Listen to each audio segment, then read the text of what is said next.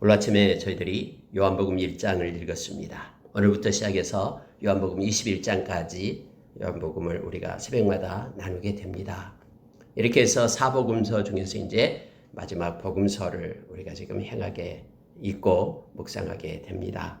여러분, 요한복음은 우리가 읽을 때에 너무너무나 은혜가 있습니다. 특히 요한복음은 요한복음을 기록한 목적이 요한복음 20장 31절에서 기록이 되어 있습니다. 그래서 우리가 처음 성경 공부를 시작할 때 요한복음부터 많이 시작을 합니다. 왜냐하면 요한복음은 그 대상이 모든 사람들을 가리킵니다.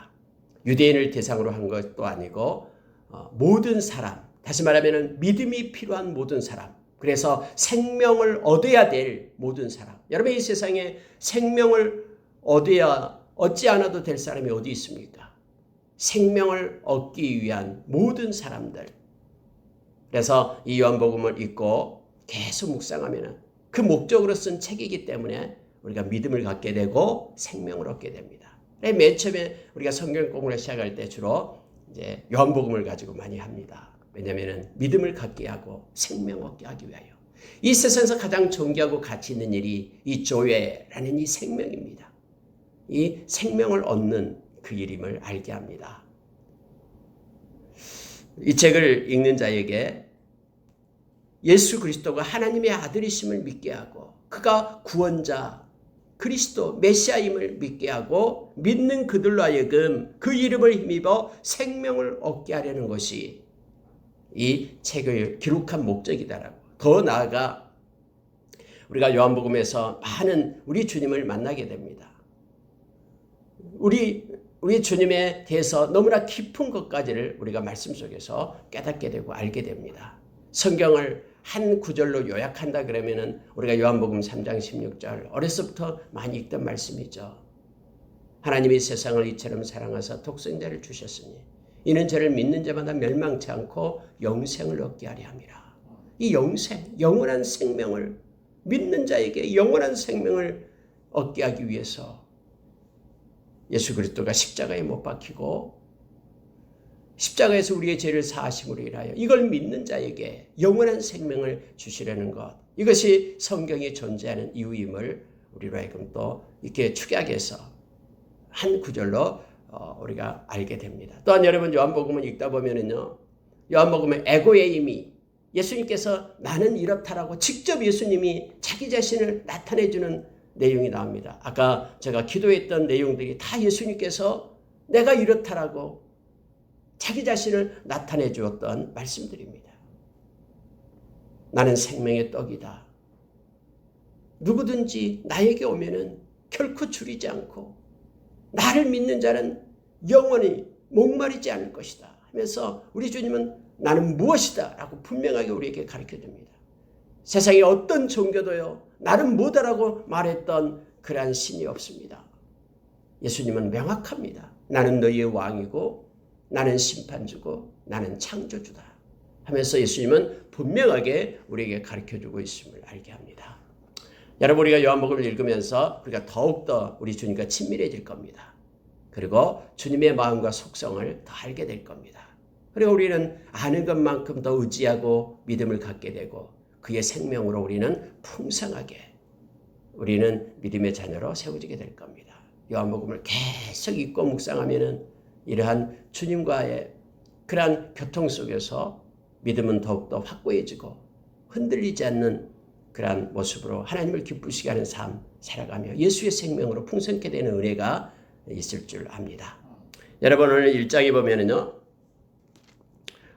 그래서 여러분, 이 요한복음은 특별히 이제 그 구약의 내용, 그런 배경을 모르는 사람들도 이 요한복음을 가지고 충분히 예수 그리스도를 믿고 의지할 수 있어요. 그래서 이것은 구체적으로 로마에 있는 사람들, 이방인들, 모든 사람에게 해당되는, 그들을 대상으로 해서 해당되는, 오늘날 세상에 있는 그러나 예수를 믿지 않는 모든 사람에게 이 말씀을 가지고 같이 공부하고 또 믿게 하고 예수의 생명을 얻게 하는데 안내하는, 그런데 가장 적합한 그런 말씀 복음서가 이 요한복음임을 우리로 알게 합니다.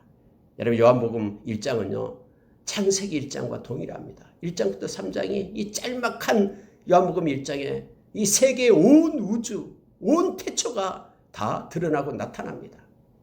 창세기 1장, 요한복음 1장, 다음에 요한일서 1장. 이 내용은요, 온 우주의 역사를 다 알게 합니다. 너무너무 깊은 곳까지 올라가게 하죠. 여러분 보시기 바랍니다. 요한복음 1장 1절 보십시오. 태초에 말씀이 계시니라. 뭐 어떻게 말씀이 생겼다 말하지 않아요. 이렇게 그냥 선포하는 거예요. 태초에 말씀이 계셨다. 뭐 세상 사람들은 뭐 인류가 어떻게 생기고 뭐 단세포가 어떻게 되고 말미잘이 어떻게 되고 여러 가지 아메바가 어떻게 되고 말미잘이 아메바가 어떻게 되고 이런 식으로 해서 우주의 기원을 찾지만 성경은요 연역적으로 하나님이 천지를 창조하신다. 이렇게 선포로 시작되잖아요. 자, 요한복음 1절을 보면요. 태초에 말씀이 계시니라. 이 말씀이 하나님과 함께 계셨으니 이 말씀은 곧 하나님이시니라.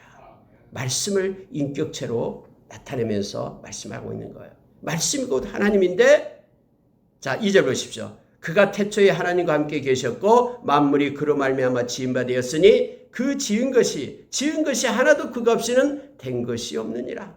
그런 창조주라고 얘기합니다. 그 말씀이 창조했다라고 말하죠.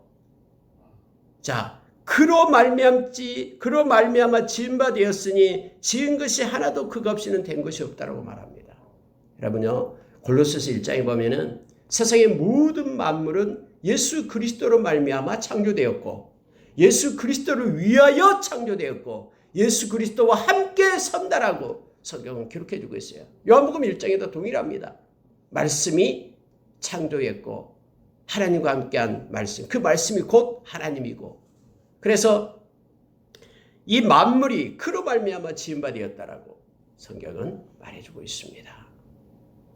예수님은 그래서 이 땅의 주인이다라고 말하죠. 자기 땅에 왔는데 이 땅에 있는 피조물들이 예수님을 영접하지 않았다라는 거예요. 그러나 영접하는 자, 그 이름을 믿는 자들에게는 하나님의 자녀되는 권세를 주셨다라고 요한복음 1장 12절. 우리가 너무나 잘 알고 있죠. 여러분, 이 말씀 때문에 우리는 구원을 받는 거예요. 이 땅에서 선을 행해서 구원받는 게 아니라 이 말씀을 우리는 붙잡는 거예요. 우리가 예수님을 진심으로 영접했으면 마음속에 예수님을 나의 구주, 나의 하나님으로 영접했으면 우리는 하나님의 자녀되는 권세를 얻는 거예요. 이 말씀에 의지해서. 근데 여러분 이 말씀은요. 성경이 이렇게 말해주고 있습니다. 자, 13절 보시기 바랍니다. 이는 혈통으로나 육정으로나 사람의 뜻으로 나지 아니하고 여러분 우리가 혈통 때문에 우리가 구원받는 것 아니고요. 우리가 사람의 욕심, 육정, 정욕 막 노력하고 뭔가를 행하고 성취해서 빼앗아서 얻은 것이 아니에요. 착하게 살아서 얻는 게 아니라니까요. 우리의 힘으로 얻어지는 게 아니에요. 육정으로 얻은 게 아니에요. 뿐만 아니라 사람에게서 난 것도 아니다라고 얘기합니다. 사람의 뜻으로 나지 않은 거예요. 그러면은 어떻게 해서 우리가 영접하는 자가 되고 예수 믿는 자가 되었냐면 성경은 명확하게 오직 하나님께로부터 난 자들이니라 라고 말합니다. 하나님께로부터 난 자들이 예수 그리스도를 영접하고 하나님의 자녀가 된다고 얘기합니다. 여러분 이것을요. 요한일서 5장 18절에서는 하나님으로부터 난 자가 하나님으로부터 난 자들을 지키신다라고 말합니다. 제가 요한일서 5장 18절을 읽어드리겠습니다. 이렇게 되겠습니다. 하나님께로부터 난 자는 다 범죄하지 아니하는 줄을 우리가 아노라. 하나님께로부터 나신 자가 그를 지키심에 악한 자가 그를 만지지도 못하느니라. 여러분 하나님께로부터 난 자, 그를 하나님께로부터 나신 자가 지킨다라고 얘기합니다. 지키기 때문에 악한 자가 그를 만지지 못한다. 무슨 얘기냐면요. 하나님으로부터 나신 제2위 성자 되신 그 하나님 예수 그리스도, 그분이 하나님께로부터 난 자들, 오늘 우리가 요한복음 1장 14절에서 말하는 거예요. 13절에서 말하는 거예요. 하나님께로부터 난 자들, 저와 여러분. 예수를 믿는 사람들을 지키심에 악한 자가 만지지도 못한다라고 우리에게 말씀해주고 있죠. 여러분, 예수 믿는 사람들은 그래서 하나님께로부터 난 자들입니다. 이것을 사도 바울은 로마서 8장 29절 30절에서 천지가 창조되기 전부터 하나님을 우리를 아셨고 하나님께서 난 자들이니까 그리고 우리를 정하셨다라고 얘기합니다. 왜 우리를 너는 내 것 하나님의 자녀라고 정했냐면은 그의 아들의 형상을 본받게 하기 위하여, 즉 그의 아들인 예수 그리스도를 따르는 제자로 삼기 위하여 우리를 정했다라고 얘기합니다. 그리고 우리를 부르시고 지금 이때에 2018년 이때에 이 대한민국이라는 이 땅에 우리를 불러서 놓으셨어요. 하나님께서. 그리고 우리를 의롭다 하시고 예수 그리스도의 의를 힘입어서 우리에게 입혀서 우리를 의롭다 했습니다. 우리의 죄는 예수님의 보혈로 사해 주시고 그리고 우리를 영화롭게 하신다라고 말합니다. 그래서 우리를 이끌고 영원한 하나님의 나라에 거룩한 백성으로 세워서 우리에게 영광을 주신다라고. 이것이 하나님께서 하시는, 하나님께로부터 난 자들에게 주는 불가항력적인 하나님의 은혜. 어떤 것으로도 우리에게 빼앗아갈 수 없는 그런 하나님의 은혜. 그래서 이 은혜를 받은 자임을 성경은 우리에게 말해주고 있습니다.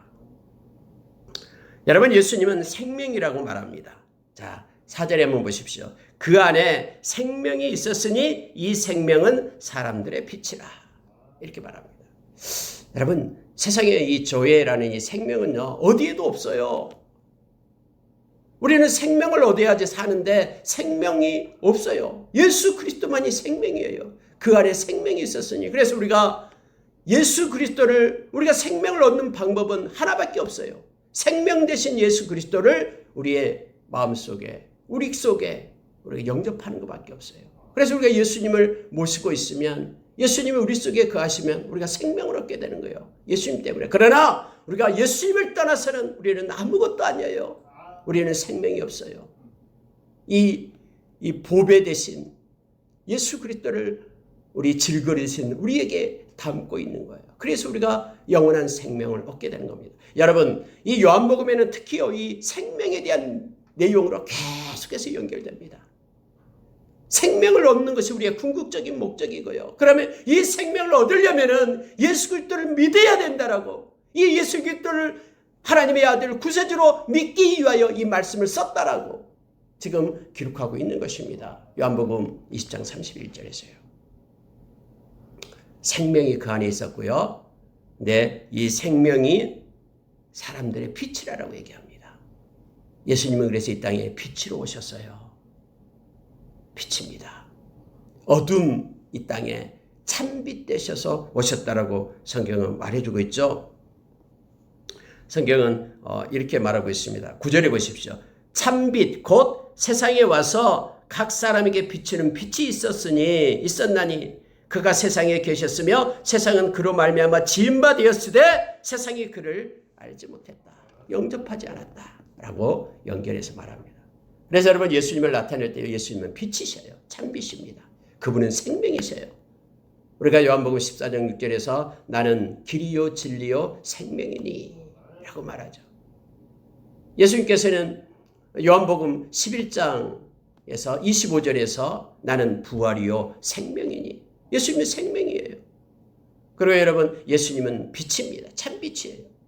그래서 저와 여러분을 빛의 자녀라고 얘기합니다. 빛의 아들들이에요. 저와 여러분은. 우리가 말씀하신 것처럼 예수님께서는 이 요한복음 8장 12절에서 나는 세상의 빛이다. 나를 따르는 자는 그래서 어둠에 다니지 않고 영원한 이 생명의 빛을 얻게 될 것이다. 이 생명의 빛 되신 분이 예수 그리스도셔요. 예수님을 따르지 않는 자는 어디에도 생명이 없고 어디에도 빛이 없어요. 그래서 늘 그들은 어둠의 자식으로 남는 거예요. 어둠에 있는, 그러나 우리는 빛 대신 예수님과 함께하기 때문에 빛의 자녀가 되고요. 뿐만 아니라 우리는 빛의 열매를 맺게 되는 거예요. 이것이 여러분 에베소서 5장 7절 8절의 말씀입니다. 너희는 빛의 자녀다. 그리고 빛의 열매를 맺는데 빛의 열매는 모든 착함과 의로움과 진실함이다 라고 우리에게 가르쳐 줍니다. 자, 성경에 보면은요 이렇게 되어 있습니다. 14절 보십시오. 말씀이 육신이 되어 우리 가운데 거하심에 우리가 그의 영광을 보니 아버지의 독생자의 영광이요 은혜와 진리가 충만하더라. 야, 말씀이 계셨다 했죠. 그 말씀이 육신이 되어 이 땅에 오셨다라고 했습니다. 예수 그리스도시죠. 인카네이션 하신 예수 그리스도. 우리 가운데 거한다라고 얘기합니다. 그의 영광을 보니 독생자의 영광이요 은혜와 진리가 충만하더라. 여러분, 이 요한 사도만이, 예수님의 제자 요한이 이 요한복음을 썼거든요. 요한 사도만이 이 독생자라는 단어를 씁니다. 다른 데는 나타나지 않습니다. 이 독생자라는 것은요, 헬라어로 모노게네스, 모노티비 있잖아요. 모노게네스. 해서 모노게네스라고 말하면 무슨 뜻이냐면 두 가지 의미가 있습니다. 이것은 뭐냐면은 한 분인 분, 그리고 유일하신 분, 이거예요. 모노게네스, 독생자. 영어로 표현하면은 one, 하나죠. one and only, 유일한, 오직 그분. 그래서 여러분, 세상에 어떤 신도 없어요. 오직 예수님만이 길입니다. 예수님만이 나타내요. one and only라는 거예요. 모노게네스. 이 단어를 써서 예수 그리스도를 나타냅니다. 하나님의 독생자. 그분만이 구원자. 세상에 다른 길은 없고 구원을 받을 만한 길이 없고 오직 예수님만이 하나님의 영광에 이르는 유일한 길. 그것을 지금 이 요한 사도는 우리에게 가르쳐주고 있습니다. 여러분, 오늘 말씀 속에서요, 예수 그리스도가 독생자의 영광이요 은혜와 진리가 충만하더라라고 표현을 합니다. 예수님은요 이 충만한 가운데 모든 충만함이 예수님께 있는 거예요. 그래서 그분은 모든 것을 다 덮을 수 있어요. 은혜로 덮을 수 있고요, 또 그 진리로 덮을 수 있는 거예요. 은혜와 진리가 여기서 나오는 거예요. 예수님은 은혜와 진리를 우리에게 주십니다.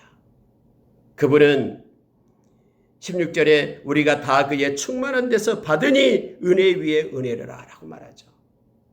예수님의 그러한 충만한 데까지 우리가 늘 나아가길 원합니다.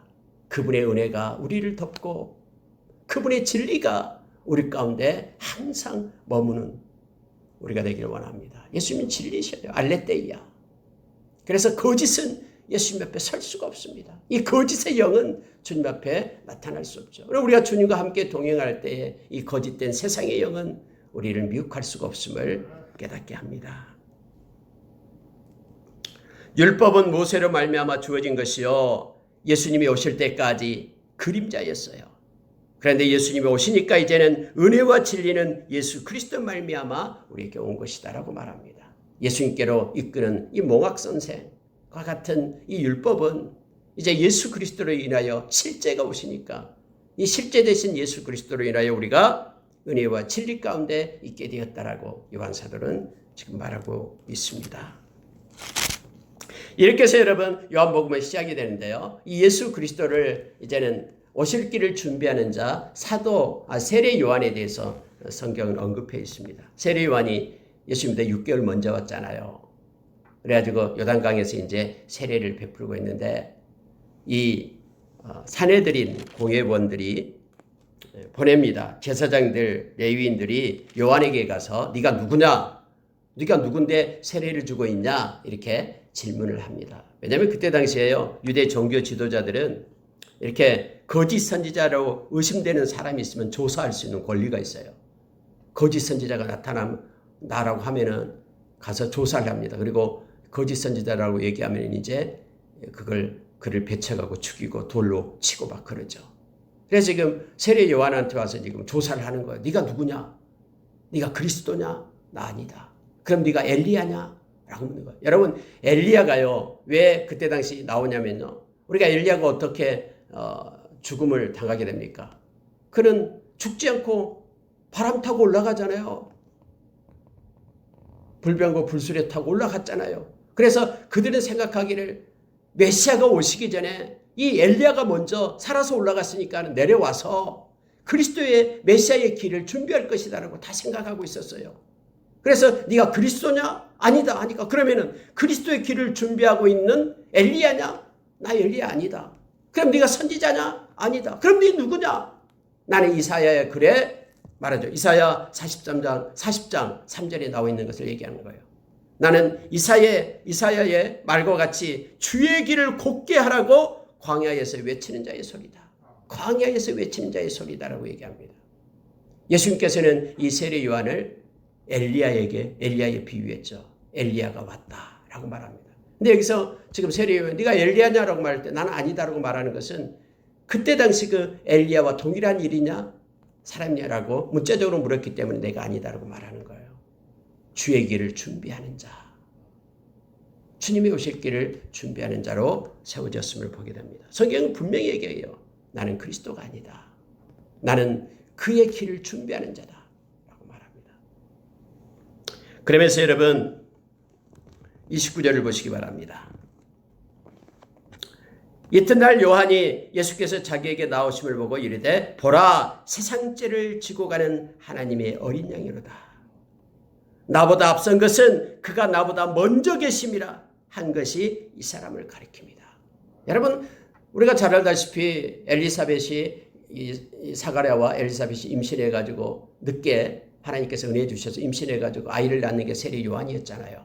세례 요한은 예수님보다 6개월 먼저 나왔어요. 그런데도 세례 요한이 말하고 있는 내용이 그가 나보다 앞섰다. 먼저 계셨다. 라고 말하는 거예요. 그러면서 예수님이 오시는 걸 보고요. 이렇게 말합니다. 세상죄를 지고 가는 어린 양이다. 여러분 여기에서요. 요한이 우리에게 주는 메시지가 있습니다. 예수 그리스도가 이 땅에 오신 목적을 말하는 거예요.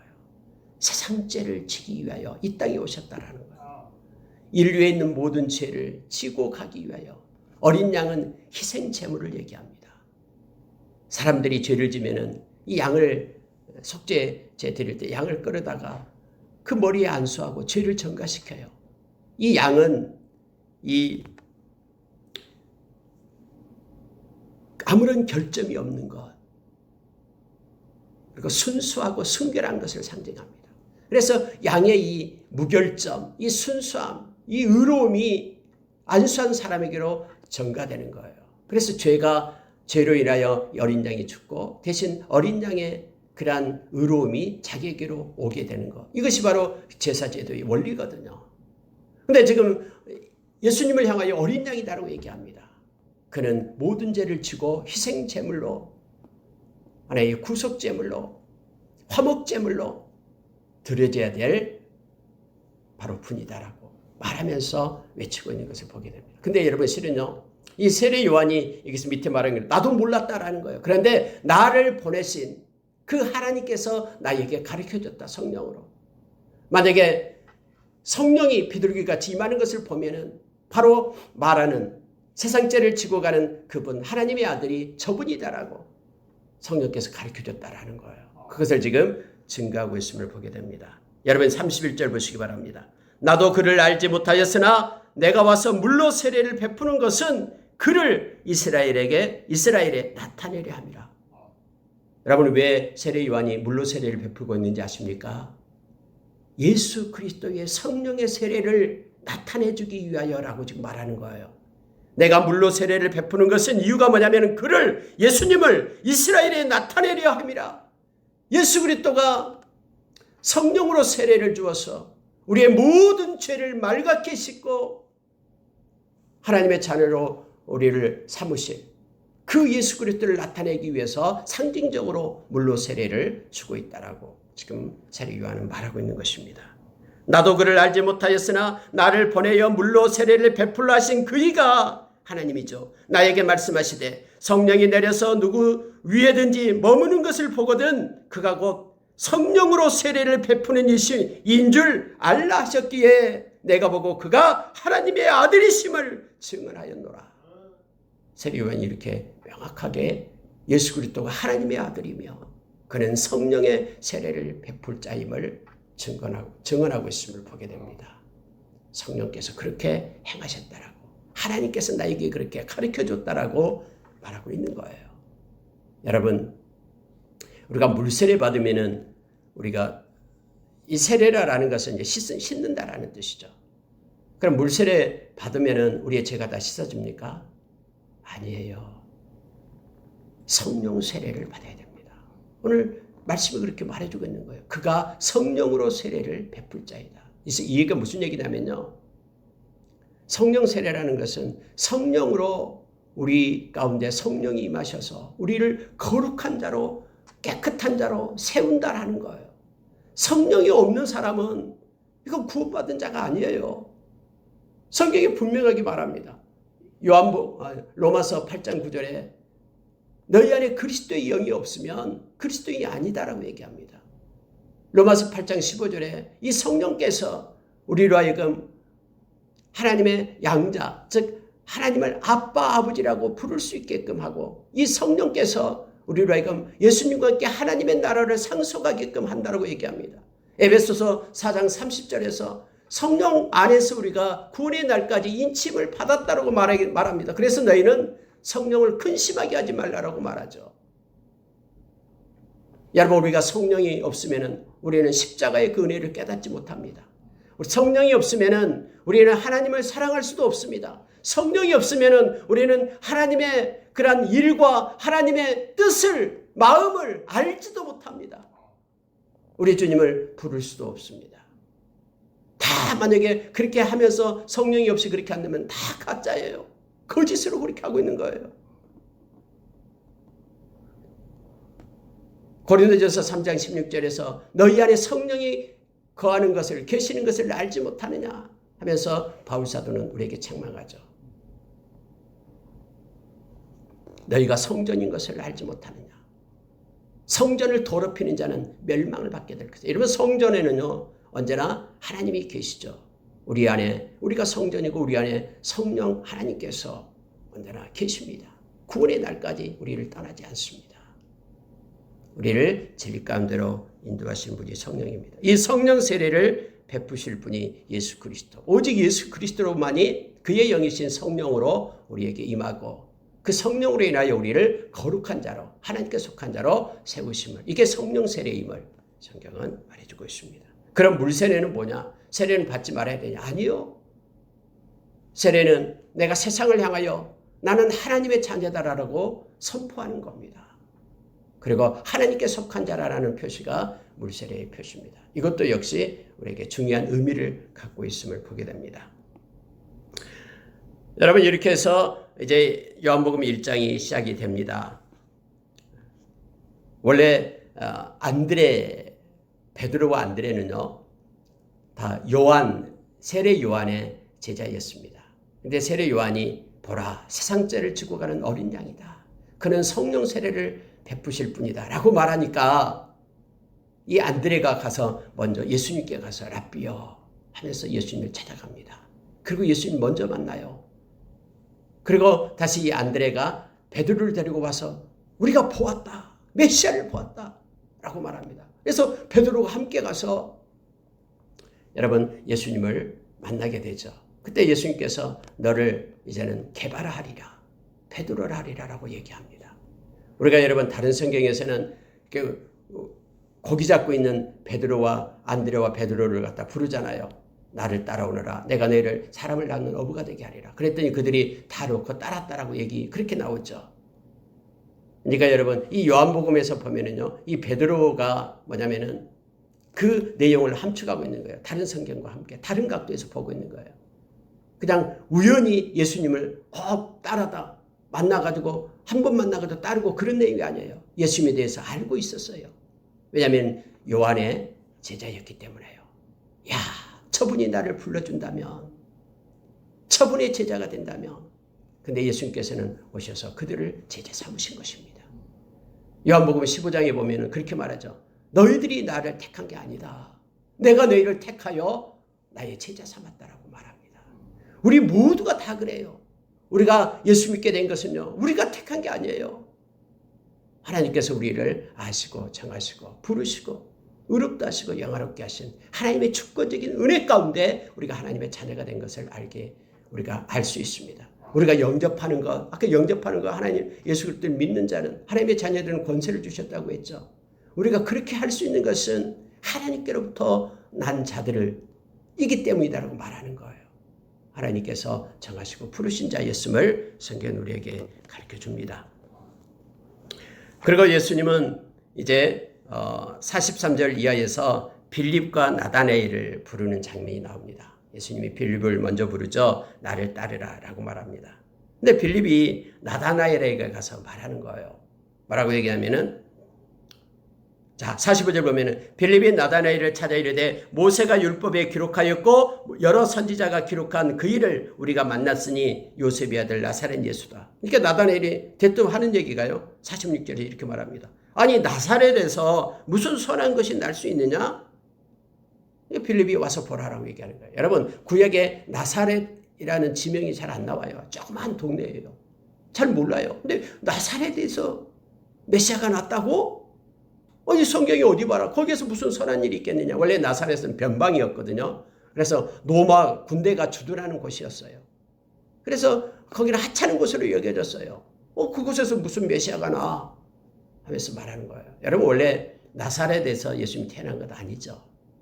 우리가 잘 알다시피 예수님은 베들레헴에서 태어났잖아요. 그리고 이 헤롯 왕을 피해가지고 애굽으로 갔다가 다시 애굽에서 돌아오는데 이 두려운 거예요. 두려워. 헤롯의 아들이 또 통치하고 있으니까. 그래서 나사렛으로 가서 거기서 어린 시절을 보낸 거예요. 그래서 나사렛 출신이다라고 말하게 된 것입니다. 나다나엘이 왔어요. 근데 예수님께서 이렇게 말씀하십니다. 이것만 보고 마치겠습니다. 47절입니다. 예수께서 나다나엘이 자기에게 오는 것을 보시고 그를 가리켜 이르시되 보라 이는 참으로 이스라엘 사람이라 그 속에 간사한 것이 없도다. 여러분 예수님은 지금 그의 마음을 보고 있는 것을 알게 되죠. 그 속에 간사함이 없는 이스라엘 사람이다 라고 말하는 거예요. 그때 나다나엘이 이렇게 놀랍니다. 어떻게 나를 아십니까? 예수님께서는 빌립이 너를 부르기 전에 네가 무화과 나무 아래에 있는 것을 내가 보았다 라고 말씀하시죠. 예수님은 다 아시는 분입니다. 우리의 마음과 생각을 알고 이미 부르기 전부터 나다나엘에 대해서 알고 계신 그런 전지하신 하나님이심을 요한은 지금 드러내고 있는 거예요. 이 말씀을 통해서. 여러분 우리에게는요 우연이라는 게 없습니다. 하나님의 자녀에게는 하나님께서 우리의 머리털까지 세심받으시는데요. 다 하나님께서 인도하시고 이끄시고 계시고 있음을 우리는 기억해야 됩니다. 우리의 마음과 생각 다 주님은 알고 계십니다. 그랬더니 나다나엘이 깜짝 놀라면서 이렇게 고백을 합니다. 처음 고백하는 거예요. 49절 보십시오. 나다나엘이 대답하되 납비여 당신은 하나님의 아들이시요 당신은 이스라엘의 임금이로소이다. 여러분 보십시오. 우리가 마태복음 16장 16절에서 베드로가 그렇게 고백을 하잖아요. 주는 그리스도시요 살아계신 하나님의 아들입니다. 근데 여러분요. 이 나다나엘이 아직 제자가 되기도 전부터 예수님의 말씀을 듣고 그가 입술로 그렇게 고백을 하고 있는 거예요. 지금 고백하고 있는 게 당신은 하나님의 아들입니다. 이 고백을 지금 놀랍게 하고 있는 것입니다. 그리고 나다나엘이 다음에 예수님의 제자가 됐음을 우리는 잘 압니다. 예수님께서 말씀합니다. 내가 그거 알았다고, 내가 너를 보았다라고 그것 때문에 나를 믿느냐. 이제 이후로부터 나를 믿게 되면 엄청난 일이 일어나게 될 것이다. 하면서 51절에 진실로 진실로 너희에게 이르노니 하늘이 열리고 하나님의 사자들이 임자 위에 오르락내리락 하는 것을 보게 될 것이다. 하늘의 주인, 영원한 하나님 나라의 왕으로서의 모습을 너희들이 알게 될 것이다. 하늘이 열리고 인자 위에 하나님의 사자들이 인자 위에 오르락내리락 막 수종 들고 있는 많은 천사들, 거기에서 왕으로서 하나님의 나라에 계신 왕으로서의 예수 그리스도를 네가 다음에 보게 될 것이다. 우리가 믿는 예수 그리스도는 하나님이십니다. 그것이 요한복음 1장에서 우리에게 가르쳐줍니다. 여러분 이 말씀이 계셨다는데 말씀의 헬라어로 로고스입니다. 그때 당시 여러분요, 이 로고스라고 얘기했을 때 그 로마에 있는 사람들은 이 로고스라는 말씀이라는 이 단어를 다 알고 있습니다. 왜냐하면은 그들이 로고스라고 말할 때 이 말은 어떤 뜻이냐면 우리 입으로 이렇게 선포된 말도 로고스고요. 마음에 있는 모든 생각 이것도 로고스라고 말했습니다. 그래서요, 이 말씀이 계셨다라고 말할 때는 이 말씀은요, 우리 말하는 것을 그것만이 아니라 그 범위가 엄청나게 넓어요. 우리의 모든 생각, 마음속에 가지고 있는 모든 것들이 다 로고스로 표현을 했거든요. 근데 그것이 이 말씀이 하나의 인격체로 해서 하나님으로 지금 요한 사도를 통해서 지금 나타나고 있는 것이죠. 말씀이 세상을 창조했고 그 말씀이 곧 하나님이고 그 말씀이 이 땅에 오셨는데 그분이 예수 그리스도시다. 그래서 그분의 말씀은 영원히 소멸되지 않고 다 이루어지고 그래서 모든 세상의 만물 다 우리 주님이 예수님께서 지으셨다. 예수님을 위하여 또 그 가운데 만물 가운데 예수님이 계신다. 라고 지금 요한은 우리에게 말해주고 있습니다. 그렇습니다.